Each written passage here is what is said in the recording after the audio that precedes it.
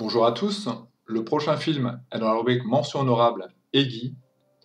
Et de quoi ça parle?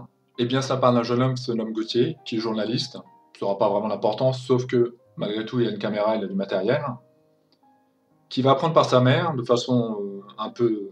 C'est bref, enfin c'est pas une très grande partie du film. Il va apprendre par sa mère que son père est un artiste connu et qu'il se nomme Guy Jamais. C'est un artiste de variété des années 60 et quelques, qui pourrait ressembler un petit peu dans le style à Claude François, enfin le style musical. Et donc Gauthier va avoir envie de rencontrer son père sans lui dire qui il est, mais en allant le filmer. Il va aller le voir, il va lui dire voilà, ma mère m'a parlé de vous. Il va pas dire sa mère, qui est sa mère en fait, il va pas lui dire qu'il est son fils donc. Ma mère m'a parlé de vous, elle est fan de vous, et donc j'ai envie de lui rendre hommage et de faire un documentaire sur vous, caméra à l'épaule, un truc un peu intime. Et contre toute attente, eh bien, Guy Jamais va accepter. Il va accepter comme ça de se laisser filmer dans son quotidien. Il va accepter de partager, on va le voir en train de faire un album, on va le voir dans les concerts. Et étonnamment, c'est pas mal Guy. Et c'est assez déstabilisant parce que dans ce film, on verra Michel Drucker, on verra Nicole Ferroni, on verra une chanteuse dont j'ai plus le nom, une chanteuse des années rétro. On verra Julien Clerc, donc il y a comme ça des personnages réels. Et pendant un moment, je me suis demandé si c'était pas un hommage. Alors évidemment, je savais que le personnage de Guy était joué par Lutz, par Alex Lutz. Mais indirectement, peut-être que c'était un hommage et que les noms avaient été changés. Et a priori, non, c'est juste une œuvre de fiction qu'Alex Lutz a produit. Il voulait aller sur un film un petit peu plus sensible. Si je me trompe pas, cet acteur, c'est celui qui jouait dans Claude François, le biopic. Et c'est vrai qu'il y a une ressemblance avec lui, même physique. Et c'est un bon acteur. Parce qu'évidemment, Alex Lutz n'a pas 80 ans, je sais pas quel âge il a dans le film, en tout cas il est assez vieux.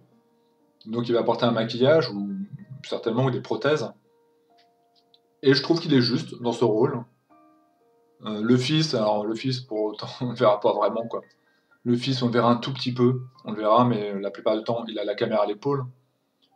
On peut s'étonner du fait que cette ancienne gloire accepte comme ça de prendre quelqu'un en permanence, c'est un petit peu pénible, même des moments intimes, où il va filmer des choses qui peuvent être intimes, mais en même temps, si on prend du recul, c'est quelqu'un qui n'a pas fait de nouvel album depuis très longtemps, qui a juste un double best-of, donc on connaît pas mal d'artistes comme ça, et que peut-être il se dit que ça va lui faire de la promotion.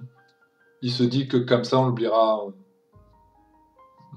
pas en fait. Même si bien entendu il fait encore des concerts qui remplissent des salles, mais il est un peu comparable à qui c'est qu'on pourrait citer comme ça des artistes que les personnes âgées vont voir, quoi, que les retraités vont voir. Il y a encore des gens comme ça qui remplissent des salles.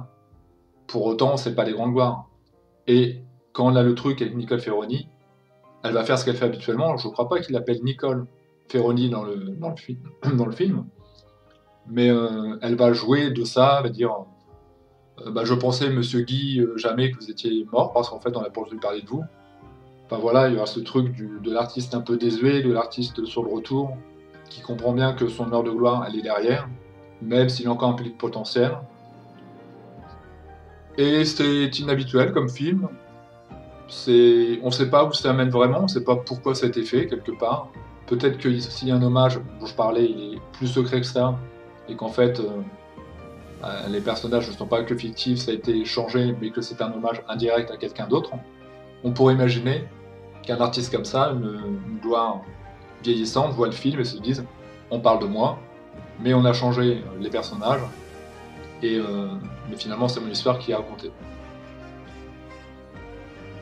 Donc comme je disais, j'ai bien aimé. Moi je mettrais la note pour ce côté inhabituel, pour ce côté j'ai pas eu envie de zapper, parce que ça m'arrive de regarder des films et de dire au bout de même pas 20 minutes, c'est bon, je coupe. Eh bien, j'ai eu envie d'aller au bout du film, et je mettrai la note pour ce divertissement dramatique. Alors c'est ni une comédie ni un film vraiment dramatique. Je mettrai la note de 7 sur 10. Parce que c'est inhabituel, parce que je m'attendais pas vraiment à ça, parce que c'était plutôt plaisant.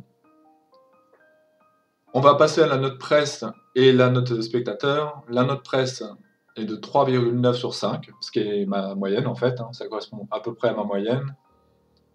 Et la note de spectateur est de 4 sur 5. Donc vous voyez que le public, comme moi, étonnamment, a bien aimé le film. Parce que franchement, sur le papier, c'est pas très vendeur. Et en plus, il a l'air d'avoir plu à un public plutôt jeune. Et là, on nous parle de quelqu'un qui est à la retraite. Enfin, de quelqu'un, je sais pas quel âge il a vraiment dans le film, mais quelqu'un qui se fait un petit peu vieux, qui est pas du tout de notre génération. Et puis, je vais faire une synthèse des commentaires positifs et une synthèse des commentaires négatifs. Les commentaires positifs, surprenant, du cinéma inattendu, un film touchant, et certains parlaient même du film de l'année. Il y a 2 personnes qui ont dit: «Pour moi, c'est le film de l'année», mais évidemment, quand on parle du film de l'année, il faut bien voir que c'est à une époque donnée et qu'après on va voir d'autres films, donc ceci dit, à un moment dans mon classement, j'aurais pu me dire: «Pourquoi pas?» dans le genre un petit peu, hors norme. C'est pas mal quoi, ça a vraiment des qualités, ne serait-ce que la prestation Alex Lutz, parce qu'il y a que lui quasiment, hein, c'est lui qui prend, tout l'écran, on voit pas son fils, on voit certes on voit Julien Clerc, mais enfin on ne fera que les entreapercevoir, c'est lui qui est vraiment au centre de l'attraction. Donc bon, pourquoi pas. Autre commentaire positif, film inclassable, mais plutôt noté de façon positive, c'est-à-dire que c'est un film inclassable, mais qui est intéressant, et quelqu'un qui dit que c'est un ovni, mais un ovni, donc un film, encore une fois, qu'on ne peut pas classer, mais qui malgré tout reste très intéressant. Et les commentaires négatifs, film sans intérêt. Il y a d'autres personnes qui n'ont pas compris le scénario, qui n'ont pas compris où ça menait, et qui n'ont pas aimé du tout. Et il y a des gens qui n'ont pas compris l'intérêt de faire un film sur un chanteur qui n'existe pas. C'est ce que je disais, ça étonne un petit peu. Il y a même des gens dans mes commentaires qui disaient: «Qui est Guy Jammet? Je le connais pas, j'ai jamais vu l'album de lui».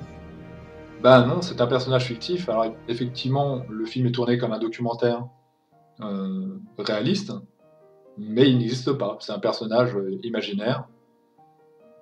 Donc voilà ce que je pourrais dire sur ce film.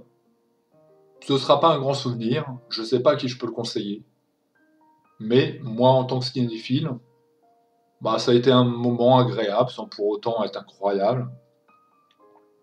C'était pas déplaisant. Le film c'était Guy et la bande annonce sera en dessous. Merci à vous et à bientôt.